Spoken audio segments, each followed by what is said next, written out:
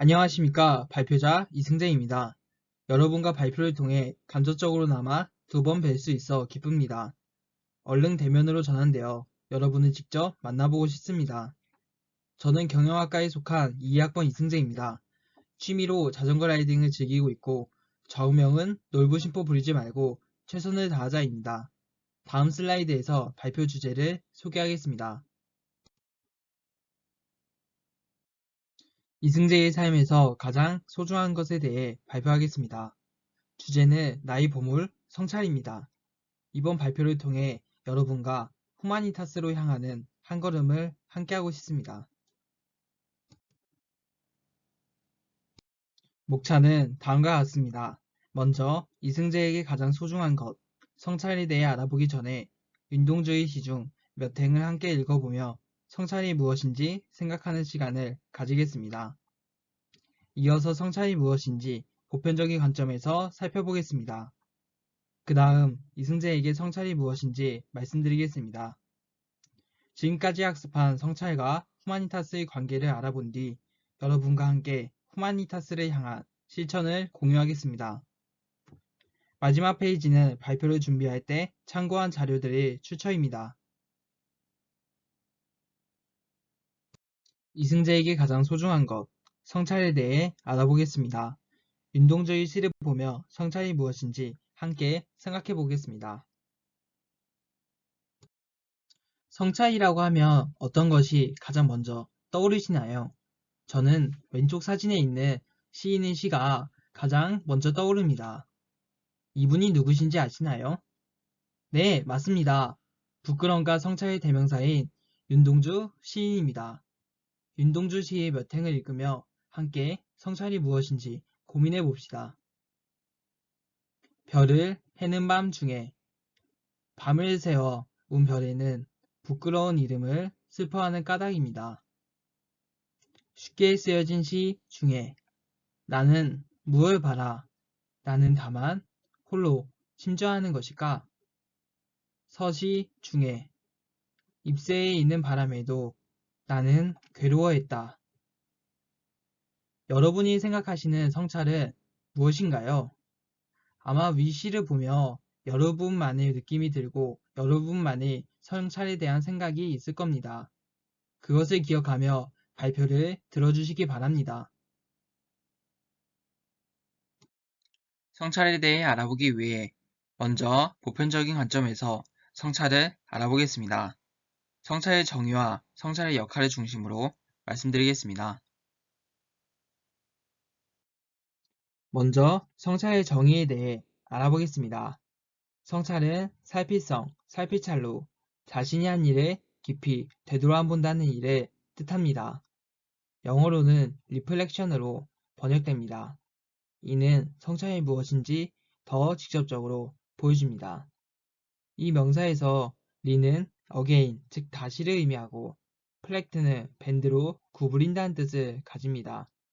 이러한 조합으로 거울에 자신을 비추어 본다는 뜻, 빛을 반사한다는 뜻, 다시 구부려 살핀다는 의미에서 심사숙고한다는 뜻도 가집니다. 위 세 뜻 모두 이미 벌어진 일을 살펴본다는 것을 내포하고 있습니다. 이를 보아 사람이 리플렉트 한다는 것은 마치 거울에 빛을 반사하듯이 자신이 한 일을 되돌아본다는 것을 의미할 것입니다. 이번에는 성찰의 역할에 대해 알아보겠습니다.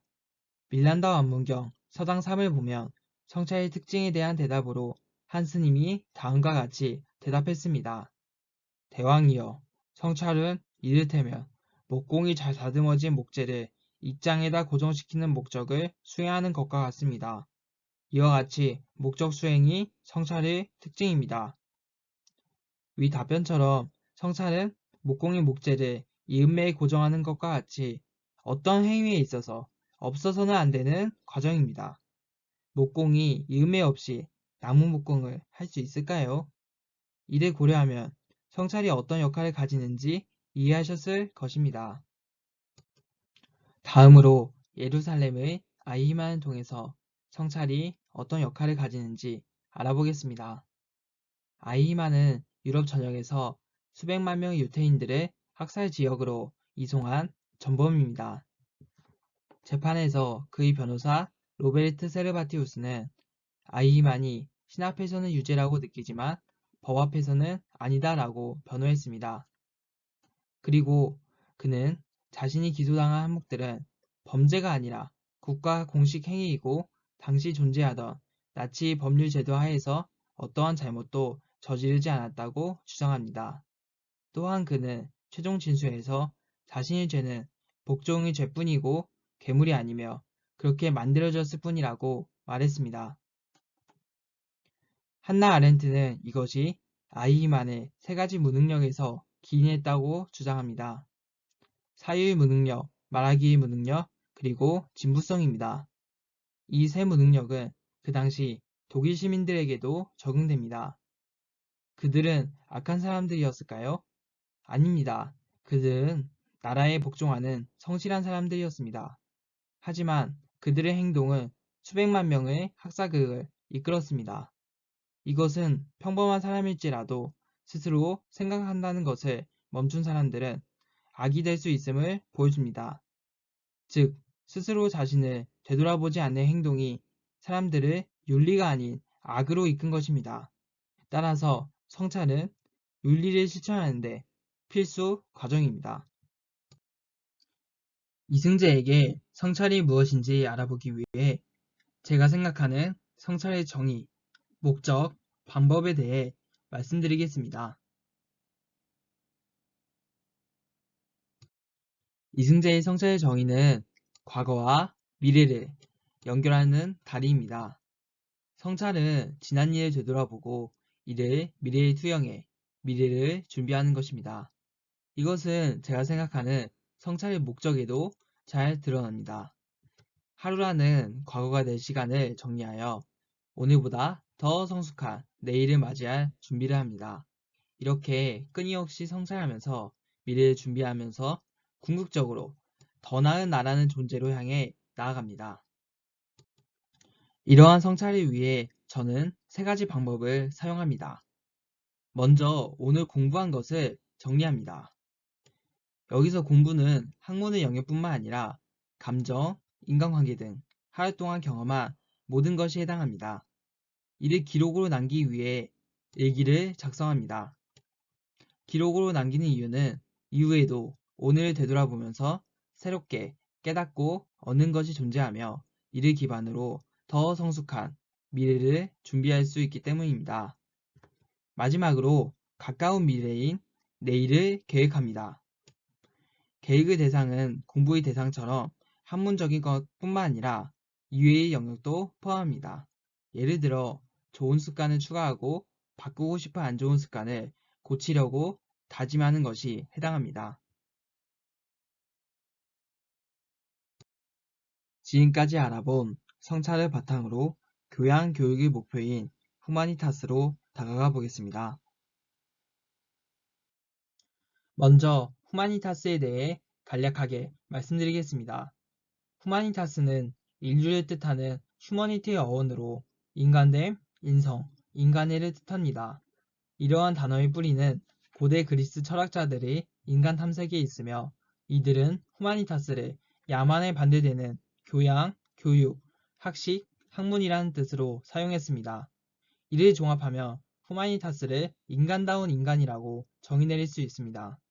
즉, 모든 인간이 후마니타스인 것은 아닙니다.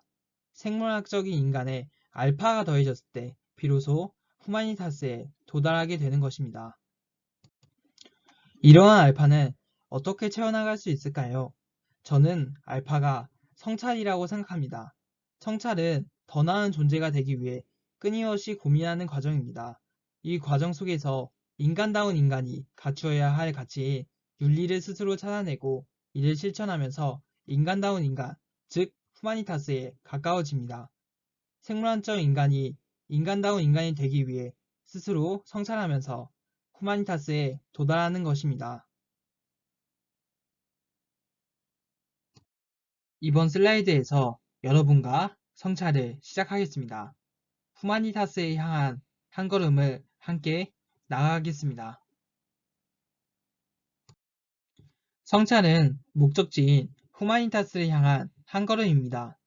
자신을 되돌아보고 더 나은 존재를 지향하는 성찰이 모여 인간다운 인간인 후마니타스로 이어지는 것입니다. 우리 함께 오늘부터 자신의 하루를 성찰해보는 것이 어떨까요? 성찰의 방법은 정해져 있지 않습니다. 저에게는 일기를 쓰는 방법이 있듯이 여러분에게도 나름의 성찰 방법이 있을 것입니다. 이러한 성찰은 복잡하거나 어려운 것도 아닙니다. 작게는 오늘 정리할 수 있고 확장해서 한 주, 한 달, 1년을 되돌아보는 것입니다. 그러다 보면 어느새 더 나은 존재인 나를 향해 나아가는 자신의 모습을 발견하실 것입니다. 다 함께 작지만 후마니타스의 시작인 성찰이라는 한 걸음을 내딛어 봅시다. 출처 슬라이드입니다.